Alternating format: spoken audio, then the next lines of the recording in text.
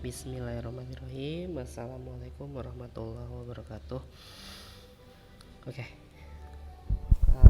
anak-anak sekalian, eh, kita lanjutkan ya materi kita. Kemarin kan kita sudah belajar tentang reaksi pada karbonil, ya, reaksi pada karbonil. Nah, karbonil itu sendiri kita tahu bahwa dia itu merupakan sebuah aldehid atau keton. Dia memiliki karbon yang berikatan rangkap 2 dengan oksigen ya. Nah, hari ini kita akan lanjutkan materi kita berkaitan dengan karbonil, yaitu reaksi pada karbon alfa karbonil. Nah, sebelumnya kita berkenalan dulu ya dengan apa itu karbon alfa. Jadi, kalau misalnya Bapak misalkan di sini punya sebuah karbonil ya, sebuah aldehid. Nah, tapi di sini ceritanya karbonnya nggak cuma satu ya.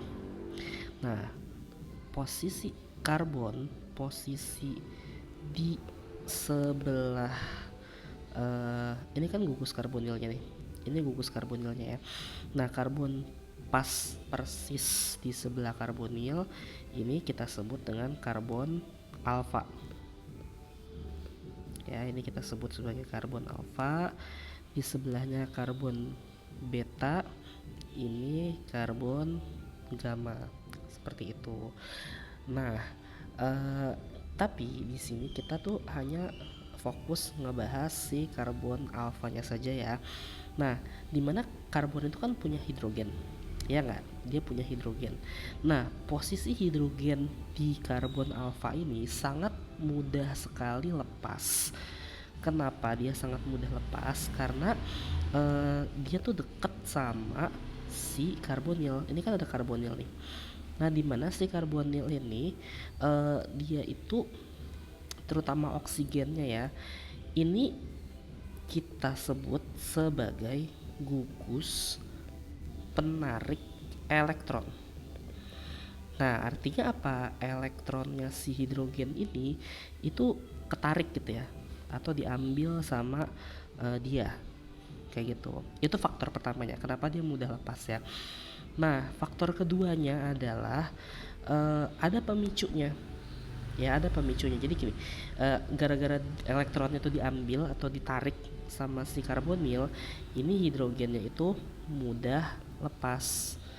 Nah, hidrogen itu kalau misalnya dia lepas, dia nggak bawa elektron, karena elektron itu diambil, dia jadi H+ atau jadi asam. Kayak gitu ya. Ini konsepnya yang pertama. Nah, lalu konsep yang keduanya adalah selain karena dia itu diambil ya, selain karena dia itu elektronnya diambil atau ditarik. Nah, kenapa hidrogen ini mudah lepas? Kan kalau Bapak gambarkan di sini nih, hidrogennya ada elektronnya ya, ada elektron di sini. Itu karena ada pemicunya. Pasti ada pemicunya ya. Pemicunya itu karena dia itu kita tambahin basa. Kan tadi kan hidrogen itu kan H+ asam ya. Nah, jadi yang memicu untuk ngambil si asam itu ada basa, kayak gitu. Nah, basa itu sendiri kita tahu dia pasti punya elektron bebas dan dia itu pasti punya ion negatif. Contohnya OH- ya kan, OH- itu kan basa, ada ion negatifnya kan, seperti itu. Nah, jadi pemicu keduanya adalah kenapa dia mudah lepas, karena ada basa yang ngambil dia, kayak gitu ya, yang ngambil dia. Nah, berarti kalau misalnya dia udah diambil ya, kalau dia udah diambil berarti kan nanti kan ini ininya oksigennya begini. Nah, ini kan elektron ini sama ini tuh jadi nganggur ya, jadi seperti ini kan. Nah, ya artinya di sini karbon yang ini, karbon yang paling keren ini, dia menjadi kelebihan elektron karena hidrogen itu lepas nggak bawa apa-apa, kayak gitu ya, ditambah sama Hb ya, kayak gitu. Hb ini asam sama basa yang udah diambil. Nah, karbon yang udah nggak bawa apa-apa ini berarti kan dia itu kelebihan elektron, berarti dia ini bermuatan negatif. Makanya nanti ini kita kenal dengan istilah karboanion, ya. Atau kalau kemarin kita belajar karbokation, di mana si karbonnya itu kehilangan elektron, makanya muatannya jadi positif. Nah, ini karboanion, di mana dia itu kelebihan elektron, makanya dia bermuatan negatif. Atau nanti kita biasa singkat atau digabung dengan istilah karbanion. Seperti itu ya. Jadi ini merupakan sebuah karbanion ya. Oke, nah sekarang kita ngomongin basanya nih. Syarat basanya ya. Syarat basanya itu. Nah, syarat basanya itu haruslah basa yang kuat. Kenapa? Karena asam yang dibentuk sama hidrogen alfa ini asamnya asam lemah. Jadi yang mampu narik dia karena dia asamnya asam lemah harus basa yang kuat kayak gitu. Nah, Pak, basa kuat itu apa aja sih Pak? Basa kuat itu yang pertama itu kita tahu dia itu adalah sebuah OR-. Ya, masih ingat ya, OR-. R itu kan metil. Contohnya OCH3 atau metoksida. OC2H5 etoksida atau isopropoksida atau terbutoksida ya, tersbutil ya, isopropil tersbutil. Nah, itu pertama ya. Yang kedua yang kuat juga itu nanti kita kenal dengan LDA. LDA itu adalah litium diisopropil amida kayak gitu ya. Ini sih gak usah, bukan untuk dihafal ya, tapi dimengerti saja. Litium diisopropil amida itu berarti nitrogen yang mengikat isopropil. Nah, seperti itu ya. Negatif, positif, terbergabung ini ya. Oke, bisa dipahami ya, seperti itu. Nah, sekarang kita kembali lagi. Tadi kan hasil dari lepasnya hidrogen, dia akan ngebentuk yang namanya karboanion. Betul ya, dia akan ngebentuk yang namanya karboanion. Nih Bapak gambar ulang ya. Jadi tadi hasil dari abis hidrogennya lepas, dia akan ngebentuk yang namanya karboanion. Ya, karena dia kelebihan elektron bebas. Nah, anak-anak sekalian, karbanion ini adalah sesuatu yang dia itu kurang stabil. Kenapa Bapak bilang dia kurang stabil? Kalau kita perhatikan di sini, ini nih ya, kalau kita perhatikan di sini, ini kan adalah oksigen. Sementara ini tuh karbon, betul nggak sih? Secara logika, karbon sama oksigen itu lebih elektronegatif yang mana? Pastinya oksigen itu lebih negatif atau lebih bersifat elektronegatif, ya kan? Tapi di sini dia itu malah si karbonnya yang menjadi negatif. Mestinya kan yang negatif itu oksigennya ya, ini malah karbonnya yang menjadi negatif. Nah, maka nanti dia akan mengalami penyusunan ulang supaya si oksigennya yang menjadi negatif. Gimana caranya? Nah, sepasang elektron bebas ini akan pindah ke sini, nanti jadi ikatan rangkap ya. Nah, supaya tangannya nggak 5, ini nanti pindah ke atas seperti ini. Sehingga kalau Bapak gambar ulang, dia itu menjadi seperti ini. Ini tadi menjadi ikatan rangkap, ya kan? Nah, oksigennya karena elektronnya pindah ke atas, maka dia akan ketambahan lagi sepasang elektron bebas. Nah, sehingga oksigennya akan bermuatan negatif seperti ini. Nah, bentuk yang seperti inilah nanti yang kita kenal dengan istilah enolat. Seperti itu ya. Nah, dia akan lebih stabil dalam bentuk enolatnya ya. Nah, dimana enolat itu sendiri adalah suatu nukleofil yang sangat baik kayak gitu ya. Ini adalah suatu nukleofil karena kan dia bermuatan negatif, ya kan?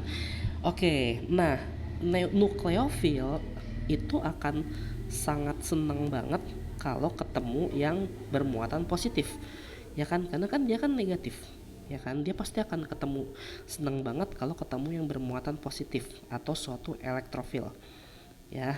Nah, jadi mekanismenya seperti apa?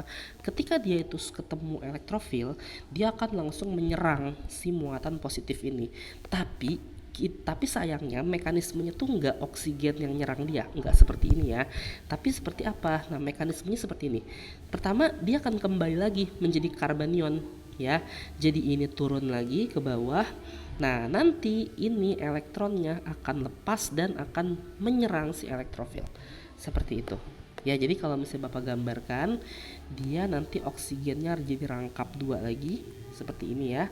Nah, tangannya nanti baru menyerang si elektrofil sehingga elektrofil itu masuk gitu ya. Yang ini kan ikatan rangkapnya putus, nah elektronnya dipakai buat nyerang elektrofil, elektrofilnya bergabung sama dia seperti itu. Paham ya sampai sini ya? Nah, ini mekanisme yang terjadi pada sebuah reaksi pada karbon alfa ya, seperti itu. Paham ya anak-anak sekalian ya? Oke, nah contoh ya, contoh elektrofilnya itu apa sih Pak? Oke, contoh ya. Satu, elektrofilnya misalnya berupa halogen. Ya, bagaimana mekanismenya? Contoh ya, misalnya ya, ini Bapak punya sebuah karbonil ya. Nah, pertama ingat ya. Jadi di sini ada dua tahapan reaksi nih. Pertama, dia harus ketemu dulu basa, ini tahapan pertama. Baru nanti dia itu tahapan keduanya ngebentuk enolat, tahapan ketiganya baru nanti dia ketemu elektrofil. Seperti itu ya. Nah, jadi pertama tahapannya adalah dia harus ketemu dulu sama basa. Kita reaksikan dulu dia sama sebuah basa. Kayak gitu. Ya. Ketika dia direaksikan sama basa, yang pasti pertama adalah hidrogen alfanya lepas. Ngomong-ngomong, kamu jangan sampai salah ya, ini bukan hidrogen alfa. Hidrogen alfa itu adalah hidrogen yang terikat pada karbon alfa ya. Kalau ini hidrogennya terikatnya itu pada karbonil langsung, yang ini nih ya. Paham ya sampai sini ya? Jadi bukan hidrogen yang itu ya. Nah, hidrogen alfa itu berarti yang ini kan C alfa kan. Nah, pertama si basa ini akan mengambil hidrogen alfa. Ya, dia akan diambil sama basa. Kemudian karena tangannya buntung, gitu kan? Karena tangannya buntung, dia nanti akan menjadi seperti ini. Ya kan? Bergabung. Nah, ini ke atas. Ya, mekanismenya seperti itu yang pertama ya. Oke, kalau kita gambarkan sama kita, ini tangannya rangkap, ini oksigennya jadi negatif karena elektronnya ke atas ya. Oke, ini akan menjadi ini akan seperti ini ya mekanismenya ya. Oke, sehingga dia akan menjadi sebuah enolat seperti itu ya. Oke, nah ini ya udah kayak gini bentuknya ya, udah merupakan sebuah enolat. Nah, baru nanti tahapan keduanya adalah dia itu akan diserang sama halogen. Halogen itu misalnya X2 ya, bisa Cl bisa Br ya. X sama X itu kita tahu dia memiliki elektron seperti ini ya.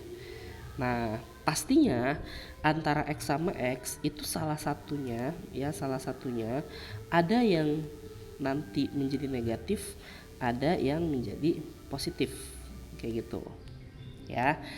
Oke, nah ini baru nanti dia ketemu sama sebuah elektrofil ya.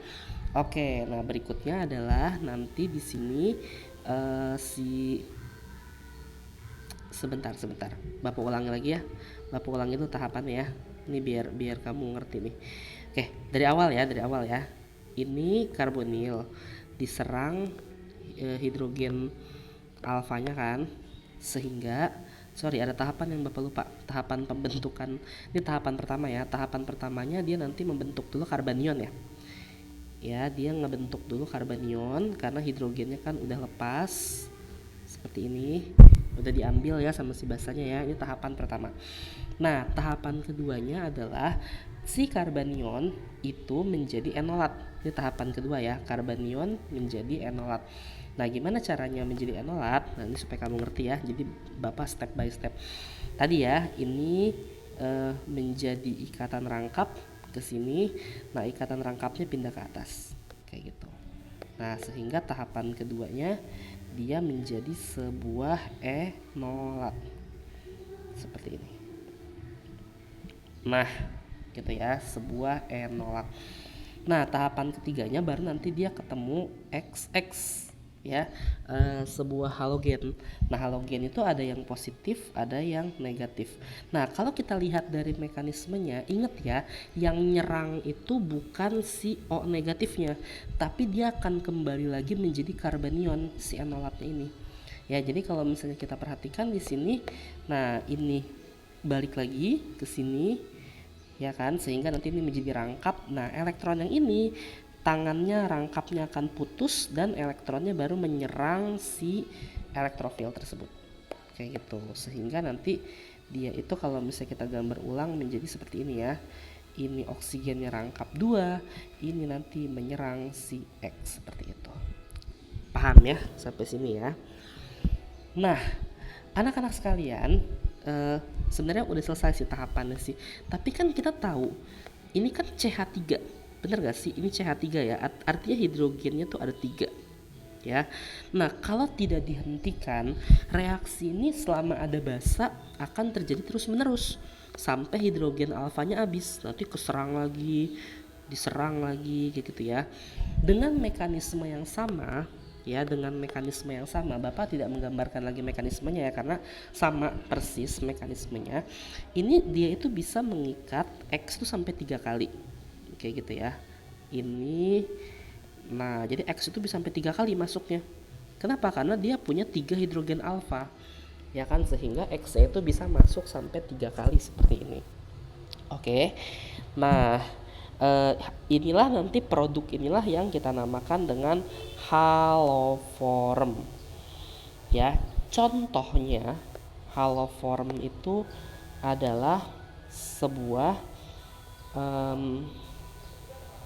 nah, bisa contohnya adalah sebuah Cl atau kloroform. Nah, kloroform ini biasanya digunakan untuk obat bius.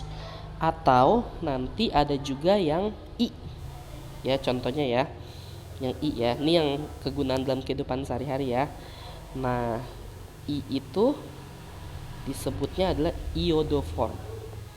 Nah, ini digunakan untuk uji analisis kualitatif. Tapi nanti ya kita pelajarinya ketika kita belajar kimia analitik kualitatif. Seperti itu. Ya, ini adalah sebuah halogen. Ketika dia elektrofilnya halogen. Sebenarnya sih sama aja ya semuanya ya. Nah, elektrofil yang kedua itu adalah sebuah alkil halida. Ya. Sebuah alkil halida.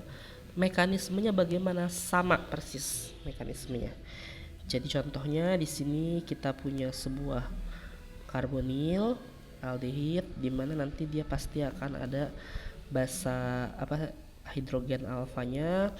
Pertama, buat menghilangkan hidrogen alfa kita tambahin basa begini ya. Nah, ini biar langsung jadi enolat aja ya. Jadi kita ngeskip tahapan yang karbanion jadi enolat. Jadi kita langsung gabung ya. Seperti ini. Ini diambil sama basa, ya kan. Nah, ini kan jadi karbanion nih. Langsung aja ya. Jadi kita nggak banyak-banyak nulis tahapan. Ini bergabung ke sini menjadi ikatan rangkap, ini ke atas kayak gitu. Jadi ini kita ngeskip, maksudnya kita 2 tahapan kita gabungin jadi satu ya, sehingga nanti hasil akhirnya ini rangkap ikatannya, ini oksigennya jadi negatif, dia langsung menjadi sebuah enolat. Jadi kita ngeskip tahapan yang dari karbanion menjadi enolat, tapi sebenarnya sama aja kayak gitu ya. Nah, ketika alkil halida itu kan R alkil mengikat halida X. Nah, di sini siapa yang positif, siapa yang negatif? Pastinya kalau misalnya halogen itu selalu negatif ya. Ini positif. Nah, maka nanti cara mekanisme yang terjadi adalah ini turun, ya kan, menjadi karbanion lagi. Nah, ini karbanionnya yang akan menyerang si alkil halidanya, si R-nya ya. sehingga nanti dia menjadi seperti ini. Ini oksigennya rangkap 2 lagi. Oke, sama ya Bapak rasa ya mekanismenya. Coba latihan ya. Latihan gambarkan dengan mekanisme. 1 itu misalnya Bapak punya seperti ini. Ini basanya ya, NaOCH3. Ingat ya, basanya tadi adalah OR atau LDA. Ya. Ininya, nah, elektrofilnya itu. Ini tahapan pertama, ini tahapan kedua. Yang kedua, nah Bapak punya seperti ini. Pertama dikasih LDA, yang kedua dikasih Cl2. Silakan dikerjakan ya. Baik, silakan dikerjakan. Nanti kalau mau cek jawabannya PC Bapak ya. Baik, kita berlanjut sekarang ke yang namanya peristiwa kondensasi. Yang ketiga ya. Apa itu kondensasi, Pak? Kondensasi itu adalah penggabungan 2 atau lebih senyawa. Jadi penggabungan 2 senyawa atau lebih ya. Nah, jadi ada 2 senyawa yang bergabung. Intinya begitu. Nah, di sini yang pertama ada yang namanya kondensasi aldol. Ya, bagaimana apa itu kondensasi aldol? Contohnya misalnya nih ya, tadi seperti tadi. Bapak punya aldehid. Di mana aldehid itu pasti punya hidrogen alfa yang Bapak kasih basa. Ya, Bapak tambahin basa. Nah, maka akan terjadi mekanisme kayak tadi ya. Sebenarnya mekanismenya ini berulang. Jadi insya Allah pasti kamu ngerti, lama-lama kamu hafal, lama-lama kamu paham ya. Basanya ngambil hidrogen alfa, ininya jadi ikatan rangkap, ininya ke atas jadi negatif. Seperti itu ya. Sehingga nanti dia itu menjadi sebuah enolat. Nah, ketika dia sudah menjadi sebuah enolat, kalau yang atas kan ada elektrofilnya, ada alkil halida, ada halogen yang akan masuk ke dalam enolat tersebut, ya kan? Pak, bagaimana jika enolat ini udah didiemin gitu ya, enggak mendapatkan asupan yang bermuatan positif gitu ya, nggak mendapatkan asupan apa-apa, apa yang akan terjadi? Nah, maka nanti enolat ini akan nyerang sesamanya. Paham ya? Nyerang sesamanya tapi yang masih bagus ya, yang belum jadi enolat ya, nyerang dia nih. Ya, jadi kalau misalnya ini kan sebelum jadi enolat, yang bagusnya kan seperti ini. Ya, aldehid biasa ya, yang belum jadi enolat ya. Kayak gitu. Dan kita waktu belajar tentang karbonil, kita tahu bahwa ininya berdipol negatif, karbonilnya itu berdipol positif. Betul ya? Sepakat ya sampai sini ya. Kamu pasti masih ingat ya. Kalau misalnya kamu lupa, lihat di video sebelumnya. Kayak gitu. Nah, karena di sini ada positif ya kan, nah dia bisa menyerang sesamanya kayak gitu.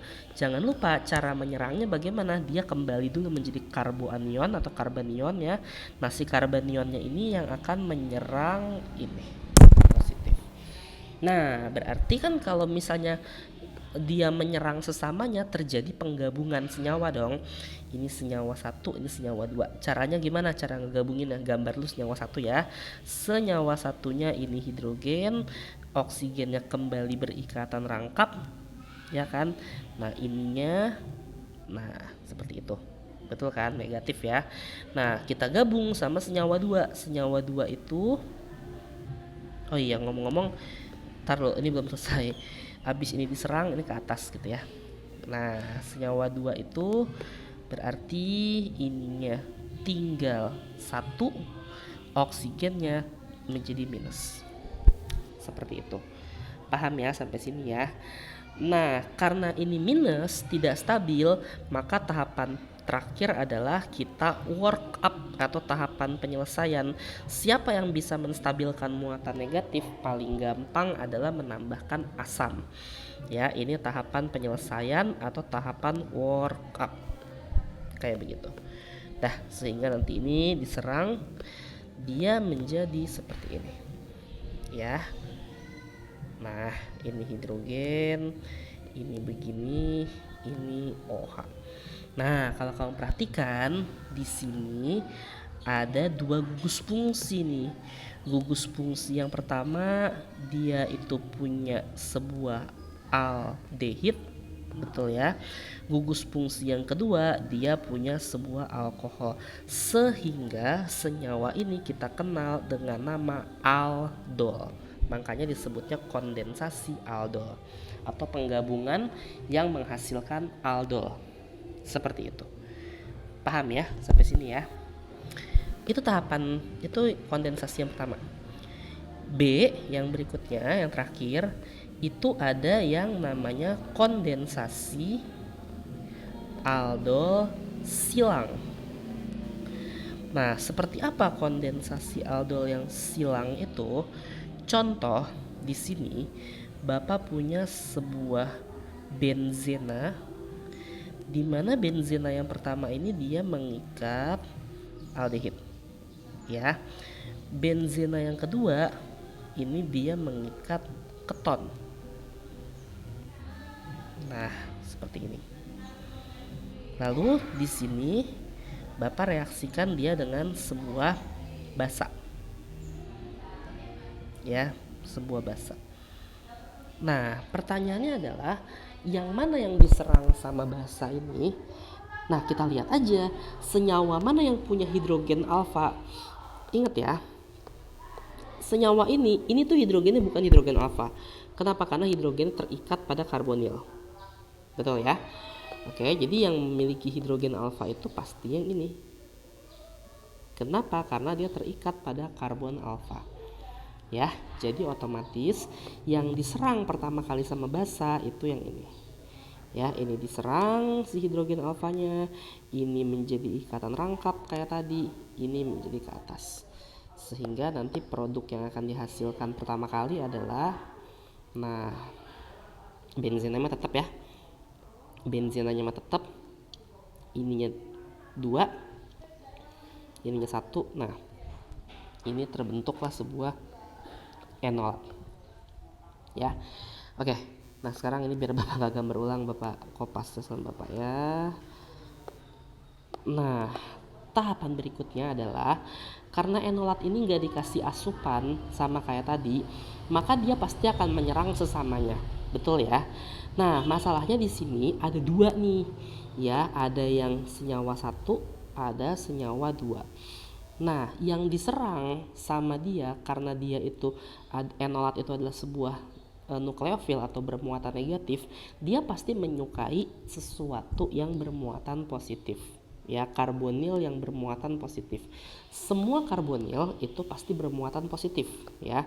Ini karbonilnya muatannya positif, ini karbonilnya muatannya positif. Tapi pertanyaannya adalah yang mana yang lebih disukai si karbonilnya itu? Kita perhatikan ya.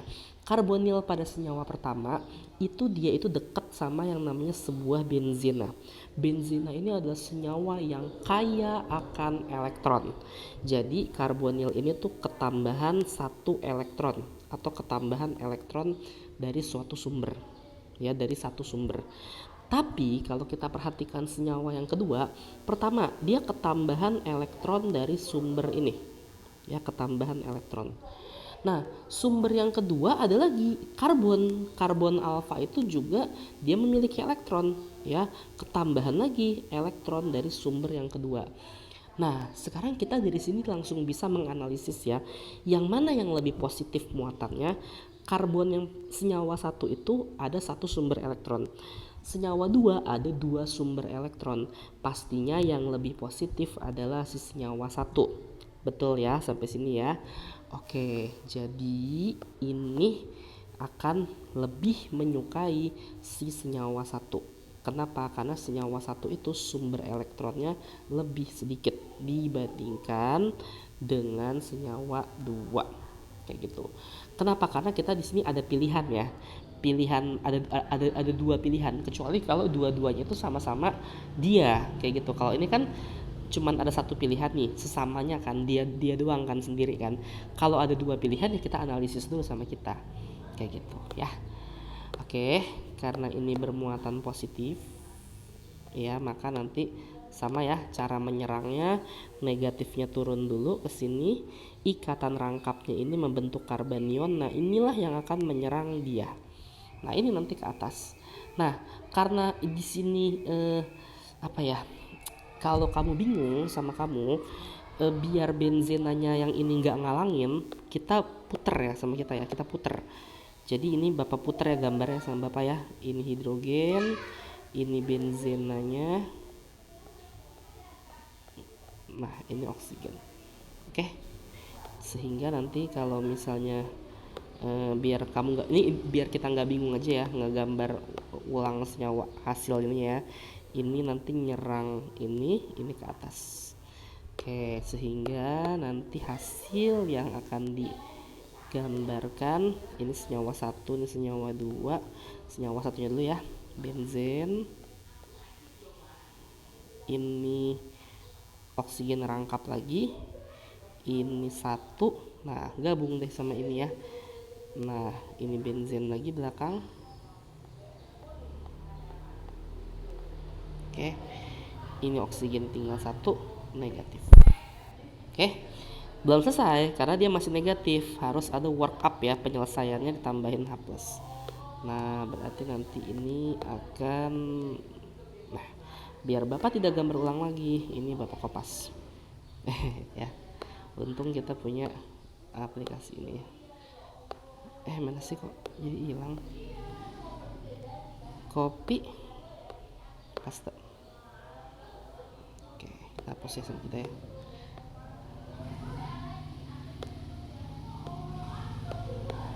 Nah, paham ya? Kenapa disebut kondensasi aldol silang?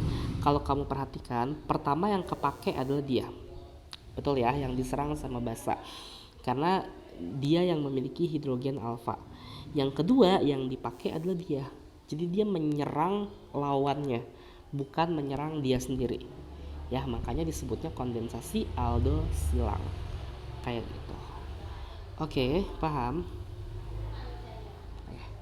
Dah latihan ya. Oke, segini dulu video kita. Ini latihannya, silakan kamu kerjakan sama kamu.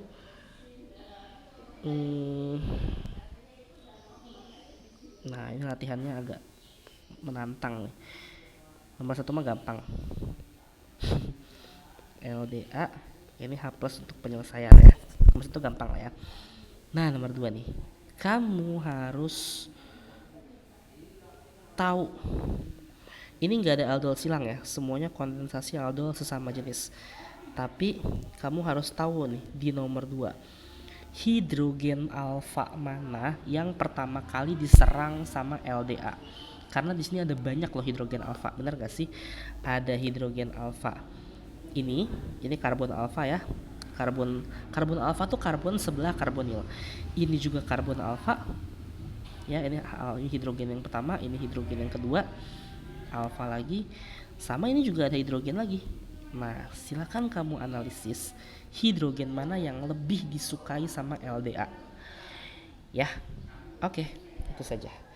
Baik, bapak akhiri ya pertemuan kita kali ini. Nanti kita ketemu lagi reaksi masih reaksi karbonil tapi bagian ketiganya. Kurang lebihnya mohon maaf. Assalamualaikum warahmatullahi wabarakatuh.